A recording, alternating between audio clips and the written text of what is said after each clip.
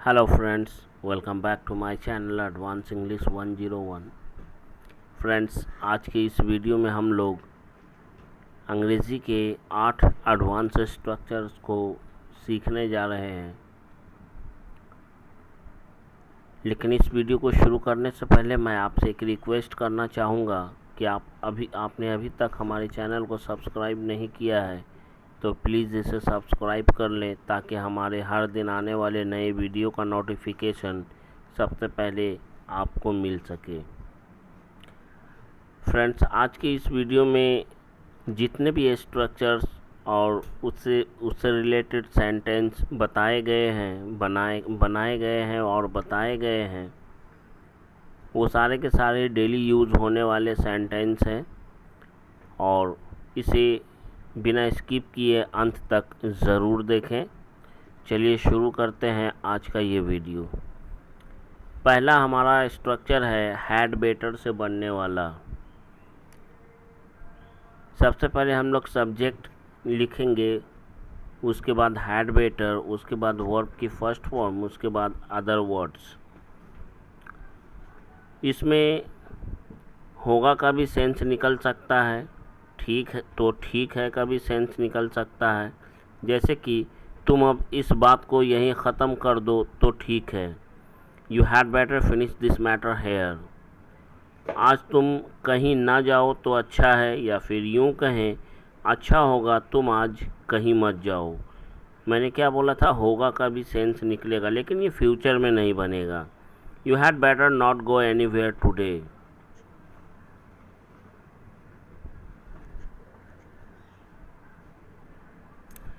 तुम आज कुछ नहीं बोलो तो अच्छा है, या फिर यूँ कहें अच्छा होगा तुम कुछ मत बोलो। यानी प्रेजेंट टाइम में ये बात हो रही है, इसलिए हम लोग बोलेंगे you had better not speak anything. तुम चुप ही रहो तो अच्छा है, या फिर यूँ कहें अच्छा होगा तुम चुप ही रहो। You had better keep quiet. You had better keep quiet, to का यूज़ नहीं करेंगे इसमें। उसके साथ इधर उधर बैठकर तुम अपना समय बर्बाद ना करो तो अच्छा है, या फिर इसे यूँ बोलें अच्छा होगा कि तुम उसके साथ इधर उधर बैठकर अपना समय बर्बाद नहीं करो या ना करो। इसके लिए हम लोग कहेंगे you had better not waste your time by sitting with him here and there. You had better not waste your time by sitting with him here and there. हमारा दूसरा आज का स्ट्रक्चर होगा, वो होगा आगे चलकर से बनने वाले सेंटेंस। आगे चलकर तुम्हें पछताना पड़ेगा, आगे चलकर तुम्हें रोना पड़ेगा, आगे चलकर तुम्हें दुख ही दुख झेलना पड़ेगा। इस तरह के सेंटेंस को बोलने के लिए हम लोग पहले अपना सेंटेंस बोलेंगे, उसके बाद इन फ्यूचर या इन कमिंग टाइम का यूज़ करेंगे। सेंटेंस के पहले यूज़ कर सकते हैं या सेंटेंस के लास्ट में यूज़ कर सकते हैं। इसका बस यही स्ट्रक्चर है।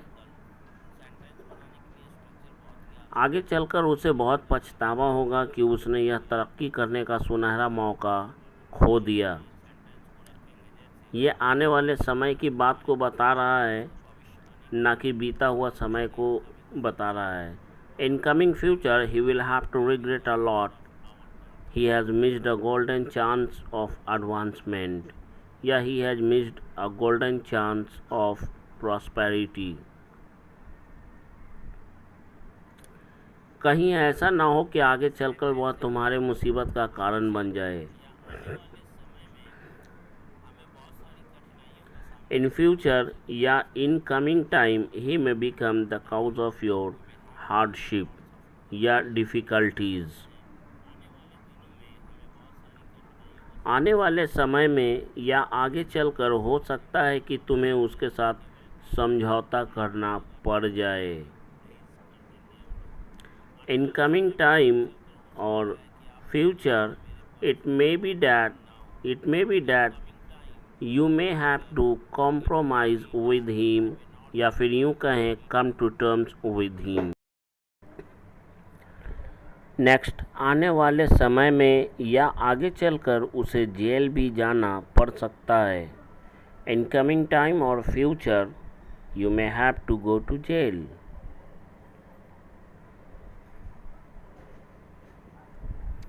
आगे चलकर तुम्हें इस घाटे का सौदा करने के लिए भारी नुकसान उठाना पड़ सकता है। In coming future you will have to incur heavy loss for this losing bargain, या फिर इसकी जगह लूजिंग ट्रेड का यूज़ कर सकते हैं।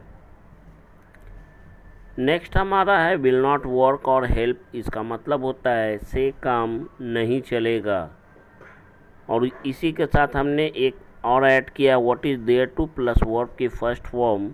जब भी बोलना हो इसमें हंसने वाली क्या बात है, इसमें रोने वाली क्या बात है, इसमें बोलने वाली क्या बात है, तब हम लोग इसका यूज़ करेंगे। दोनों को हम लोग एक साथ मिलाकर सेंटेंस में यूज़ करने वाले हैं। जैसे कि इसमें हंसने वाली क्या बात है, केवल हंसने से यहाँ काम नहीं चलेगा। What is there to laugh, just laughing will not work और हेल्प हेयर।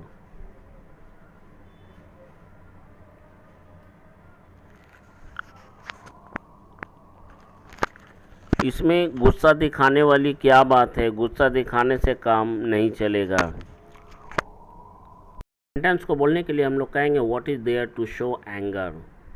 इसमें गुस्सा दिखाने वाली क्या बात है, showing anger will not work here, यहाँ गुस्सा दिखाने से काम नहीं चलेगा। नेक्स्ट, यहाँ उससे बहस करने वाली क्या बात है, ये कोई बहस करने की जगह नहीं है। इसके लिए हम लोग कहेंगे what is there to argue with him here, this is not a place to argue. एक से बढ़कर एक स्ट्रक्चर और एक से बढ़कर एक डेली यूज सेंटेंस इसमें बताए गए हैं।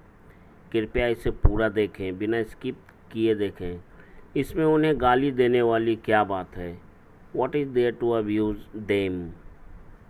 इसमें गुस्से से आग बबूला होने वाली कौन सी बात है, इसके लिए हम लोग कहेंगे what is there to boil over with rage. दूसरों पर गुस्सा होने से काम नहीं चलेगा, क्योंकि इसमें गलती तुम्हारी है, इसलिए तुम्हें अपनी गलतियों को सुधारना चाहिए। इसके लिए हम लोग कहेंगे what is there to boil over with rage, getting angry at others will not work because you are at fault in it and you should try to rectify your mistakes। rectify your mistakes का मतलब अपनी गलतियों को सुधारना। केवल cricket खेलने से काम नहीं चलेगा, तुम्हें अपनी पढ़ाई पर भी पूरा ध्यान देना पड़ेगा। Just playing cricket will not work और will not help, you should pay full attention to your study। केवल लिखाई से काम नहीं चलेगा, अगर सच में आप धारा प्रवाह अंग्रेजी बोलना सीखना चाहते हैं तो आपको बोलने की प्रैक्टिस भी करनी पड़ेगी।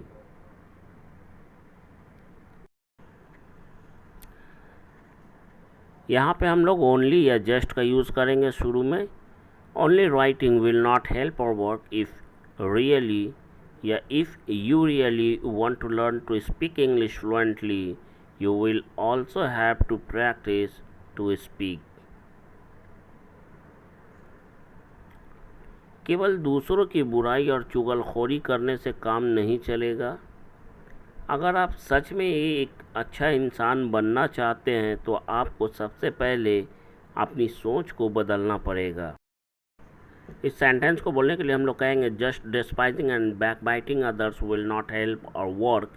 If you really want to become a noble person, first of all, you need to change your mindset।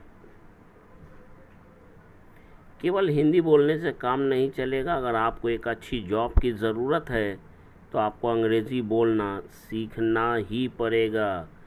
यहाँ पे अंग्रेज़ी सीखने पर जोर दिया जा रहा है, इसलिए यहाँ पे हम लोग मस्ट का यूज़ करेंगे। Just speaking Hindi will not work. If you want to get a good job, you must have to learn to speak English।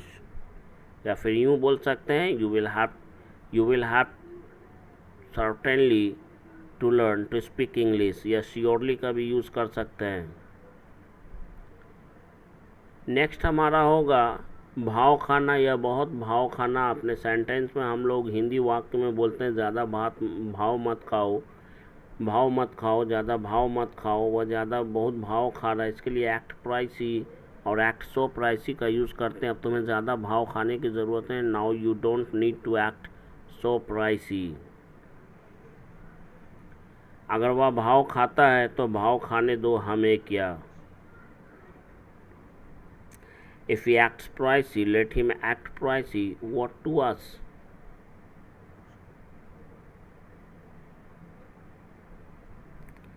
अब वह भाव खा रहा है। Now he is acting pricey.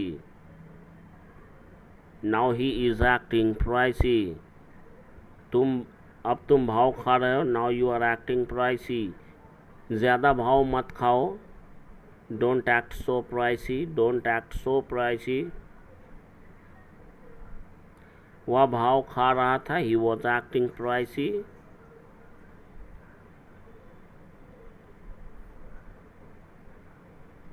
वह आजकल बहुत भाव खाने लगा है।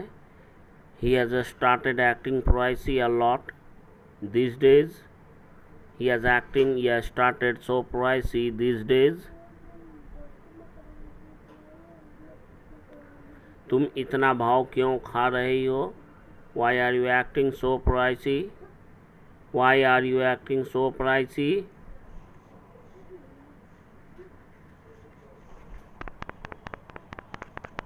तुम इतना भाव खाना तुम्हारे लिए अच्छा नहीं। It's not good to act so pricey for you. It's not good for you to act so pricey. अब तुम भाव खा रहे हो। Now you are acting pricey.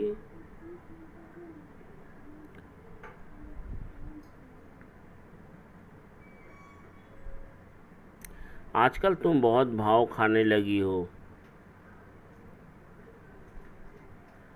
These days या nowadays you have started acting so pricey.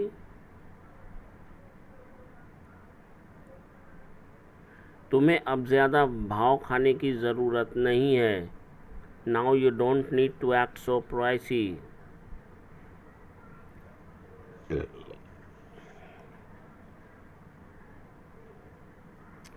Next हमारा है जब भी बोलना हो बर्दाश्त नहीं या बर्दाश्त नहीं था या बर्दाश्त नहीं है या बर्दाश्त नहीं कर सकता। जैसे उसकी बकवास मुझे बर्दाश्त नहीं, या उसकी बकवास को मैं बर्दाश्त नहीं कर सका। इसके लिए हम लोग कांट और कुडंट के साथ स्टैंड का यूज़ करते हैं। आई कांट स्टैंड या आई कुडंट स्टैंड हिम और हर। स्ट्रक्चर है हमारा सब्जेक्ट प्लस कैन नॉट या कुड नॉट स्टैंड। उसके बाद हम you, me, him, her, them जिसके बारे में भी बोला जाए उसकी बात को रखेंगे, और बाकी सेंटेंस में जो बचा कुचा है रहेगा उसको हम लोग लास्ट में लिखेंगे। मैं तुम्हें अब और बर्दाश्त नहीं कर सकता। ये प्रेजेंट की बात को बताने के लिए कांट का यूज़ करेंगे और पास्ट के लिए कुडंट का यूज़ करेंगे। I can't stand you any more. मुझे उसकी बातें बर्दाश्त नहीं या बर्दाश्त नहीं है। I can't stand his words. I can't stand his words. मैं उसकी बातें बर्दाश्त नहीं कर सकता या मुझे उसकी बातें बर्दाश्त नहीं है। मैं उसकी बातों को बर्दाश्त नहीं कर सका, ये पास्ट की बात को बता रहा है और बात आगे बढ़ गई। I couldn't stand his words and the matter came into rage. The matter come into rage का मतलब होता है बात बढ़ जाना। मुझे तुम्हारी बेहूदी बातें पसंद नहीं है या बर्दाश्त नहीं है। I can't stand your nonsense talks.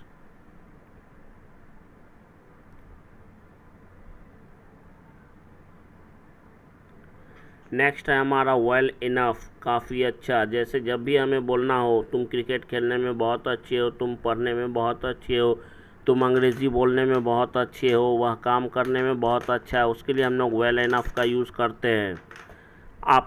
अब आपका भाई काफ़ी अच्छी इंग्लिश बोलता है। इस सेंटेंस को बोलने के लिए हम लोग कहेंगे now your brother speaks English well enough. काफ़ी कोशिशों के बाद अब तुम भी काफ़ी अच्छी इंग्लिश बोलने लगे हो। After great efforts, now you have started speaking English well enough. After great efforts, now you have started speaking English well enough. Ramesh अब काफ़ी अच्छा क्रिकेट खेलने लगा है। Now Ramesh has started playing cricket well enough.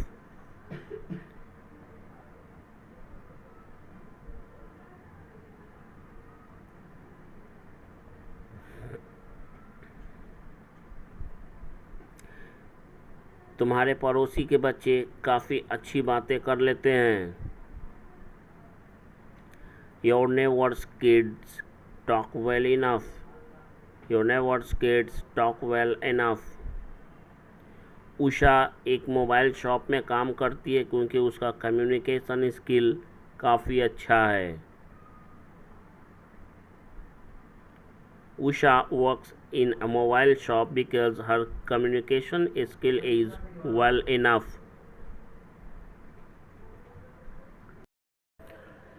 Next हमारा है मैं बस इतना ही कह सकता हूँ कि, इसके लिए हम लोग that's all I can say that का यूज़ करेंगे। That's all I can say that. That's all का मतलब होता है बस इतना ही। आई कैन से दैट मैं कह सकता हूँ कि, उसके बाद हमारा आने वाला कंप्लीट सेंटेंस होगा। मैं बस इतना ही कह सकता हूँ कि तुम लोगों को सही समय का इंतज़ार करना चाहिए। जल्दीबाजी में कहीं ऐसा ना हो कि काम बिगड़ जाए। इस सेंटेंस को बोलने के लिए हम लोग कहेंगे that's all I can say that you should wait for the right time lest the work should get spoiled in a हरी।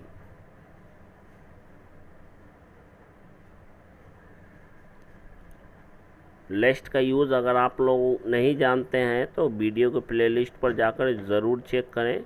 इस पर 2-3 वीडियो बनाया हुआ है लिस्ट से रिलेटेड। मैं बस इतना ही कह सकता हूँ कि तुम्हारे भाई ने अगर चोरी की है तो उसे सज़ा भी ज़रूर मिलनी चाहिए। ज़रूर मिलनी चाहिए का मतलब मस्ट का यूज़ होगा।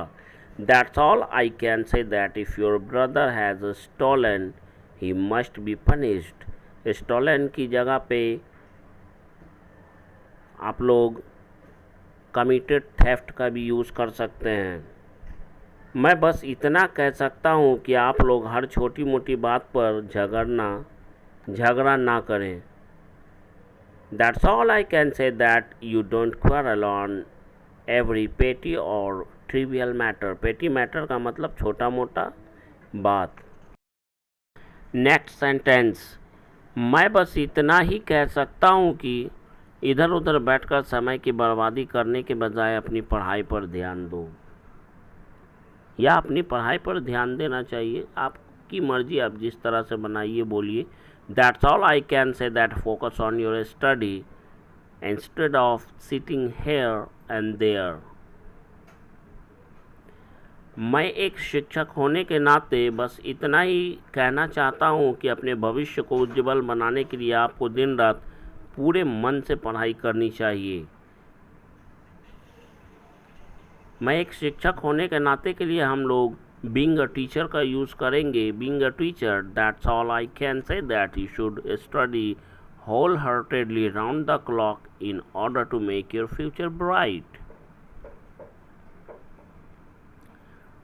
Being a teacher, that's all I can say that you should study wholeheartedly। मतलब स्टडी होल हार्टेडली का मतलब होता है पूरे मन से पढ़ाई करना।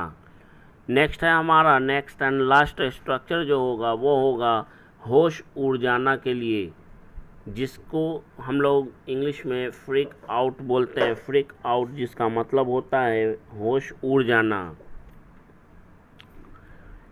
बनाने का नियम है freak out on plus verb की आईएनजी फॉर्म यानी फोर्थ फॉर्म के साथ इसे हम लोग बनाएंगे। यह सुनकर मेरे होश उड़ गए। इसे बोलने के लिए हम लोग कहेंगे I freaked out on hearing it. I freaked out on hearing it. यह सुनकर तुम्हारे होश क्यों उड़े हुए हैं। उड़े हुए हैं, मतलब अभी मेरे नज़रों के सामने उसका होश उड़ा हुआ है, इसलिए आर का यूज़ हो रहा है। Why are you freaked out on hearing it, क्या हुआ, उसके होश क्यों उड़े हुए थे। What happened? Why was he freaked out? उसे यहाँ देखकर तुम्हारे होश क्यों उड़े हुए थे। इसके लिए हम लोग कहेंगे Why were you freaked out on seeing him here? या यहाँ पे आप on का यूज़ नहीं भी करेंगे तो भी चलेगा। That's all for today's video. See you tomorrow in the next